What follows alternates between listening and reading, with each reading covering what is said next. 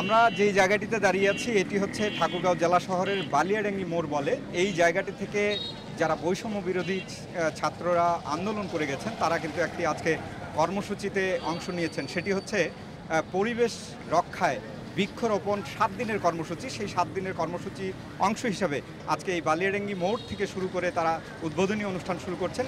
আমার পেছনে যদি দেখেন যে শিক্ষার্থীরা তারা কিন্তু এই কর্মসূচিতে অংশ নিয়েছে। আমরা একটু জানবো যে এখানে যারা দায়িত্বরতরা আছেন, শিক্ষার্থীরা যারা আন্দোলন কর্মসূচির সাথে জড়িত রয়েছেন, যে তারা কি বলছেন। এই যে আপনাদের কর্মসূচি, এই কর্মসূচিটি আসলে এই পরিবেশ রক্ষার যে দাবি বিষয়টি সেটি কিভাবে আপনারা করছেন?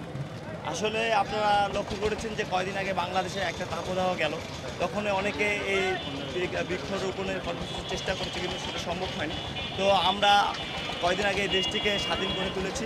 এখন আমাদের উচিত যে আমাদের দেশটিকে সুন্দরভাবে গড়ে তোলার জন্য। সেজন্য আমরা উদ্যোগ নিয়েছি যে আমরা পুরা বর্ষা জুড়ে ঠাকুরগাঁও জুড়ে আমরা বৃক্ষরোপণ কর্মসূচি করব। আমরা আজকে দেশ শুভ উদ্বোধন করলাম, আমাদের কর্মসূচি চলবে। আমরা এখন আমাদের সময় দেশটিকে সুন্দরভাবে গড়ে তোলা। আমরা সরকারকে আমাদের সর্বোচ্চ দিয়ে চেষ্টা করব। আমাদের প্রত্যেকটি স্টুডেন্টদের উচিত যে এখন আমরা দেশটিকে স্বাধীন করেছি, এখন আমাদেরকে প্রত্যেককে নিজ নিজ জায়গা থেকে উদ্যোগ নেওয়া উচিত। তো আমরা নিজ নিজভাবে আমাদের সর্বোচ্চ চেষ্টা করছি, আমরা উদ্যোগ নেওয়ার চেষ্টা করছি, আমরা গাছ লাগাচ্ছি, পরিবেশকে রক্ষা করার চেষ্টা করছি। এইভাবে আমরা আমাদের পক্ষ থেকে যতটুকু সম্ভব আমরা দেশকে সহযোগিতা করব। এবং বর্তমানে আপনারা দেখছেন যে আমরা দেশটিকে স্বাধীন করছি একটি সার্বভৌমত্ব দেশের জন্য। তো সংখ্যালঘুদের প্রতি অত্যাচার, ভাঙচুর, আগুন পোড়াও আমরা এইসব চাই না। এইসব আমরা নিন্দা জানাচ্ছি এবং তাদের পাশে আছি। আমরা তাদেরকে বলবো যে আপনারা এই স্বাধীন দেশে স্বাধীনভাবে বসবাস করবেন।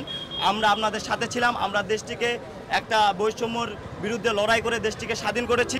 আপনাদের উপর যদি কেউ বৈষম্য করে তো আমরা আপনাদের পাশে দাঁড়াবো। আমরা আপনাদের ভাই, আপনারা আমাদের ভাই বোন, আমরা আপনাদের পাশে ছিলাম, আছি, সবসময় থাকবো। ধন্যবাদ আপনাকে। যে বিষয়টি জানাচ্ছিল তিনি, যে সংখ্যালঘুদের কারো প্রতি যেন নির্যাতন না করা হয়, যদি নির্যাতন করা হয় তাহলে তারা পাশে রয়েছে। পাশাপাশি পরিবেশ রক্ষার যেই আন্দোলনকে ঘিরে যেই অংশ, সেই অংশ হিসাবে আমরা বলতে পারি যে এখানে নানা রকম বনজ গাছ কিন্তু রাখা হয়েছে এবং পাশাপাশি শিক্ষার্থীরা তারা কিন্তু উপস্থিত হয়েছেন। আমরা একটু কথা বলতে পারি আপনাদের সাথে যে আপনারা হচ্ছে এই যে বৃক্ষরোপণ কর্মসূচিতে অংশ নিয়েছেন, এটি কিভাবে দেখছেন আপনি? আসলে এক্ষেত্রে দেখছি যে গত কয়েকদিন আগে দেখা যাচ্ছিল 23 দিন ধরে যে বিক্ষোভ চলেছে আমাদের দেশে, সে বিক্ষোভটা বলা হয়েছে যে ছাত্ররা এই বিক্ষোভ কর্মসূচি চালিয়েছে। তো রাস্তাঘাট থেকে শুরু করে বিভিন্ন জায়গায় বিভিন্ন স্থাপনা কিন্তু ধ্বংস হয়েছে। আর এরই প্রাথমিক কর্মসূচি হিসেবে আমরা বৃক্ষরোপণ থেকেই শুরু করে যাচ্ছি।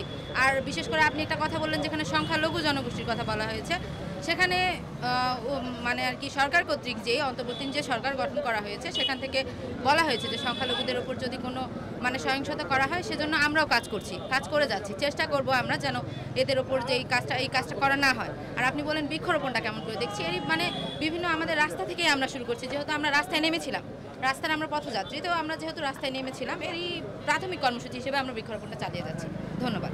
ধন্যবাদ আপনাদের। আমরা একটু সামনের দিকে দেখবো যে যেখানে গাছ রোপণ করছেন, একটু যদি সামনে যাই, যে গাছ রোপণ হচ্ছে, এটি হচ্ছে একটি বালিয়াডাঙ্গির যে মোড় বলছিলাম, এই মোড়ে কিন্তু গাছ রোপণ করা এটি কিন্তু আমরা দেখছি।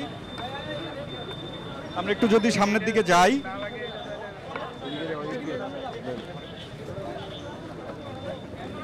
আমরা যেটি দেখছিলাম যে সামনে এই যে এখানে একটি কৃষ্ণচূড়ার গাছ কিন্তু রোপণ করা হয়েছে।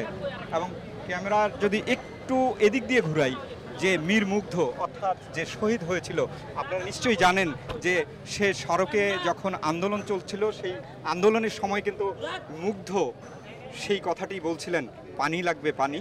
আর তারই নামকরণ হিসাবে একটি গাছ রোপণ করা হয়েছে। এই যে তাদের কর্মসূচি, শিক্ষার্থীদের সেই কর্মসূচি একের পর এক চলছে, এটি কিন্তু আমরা লক্ষ্য করছি।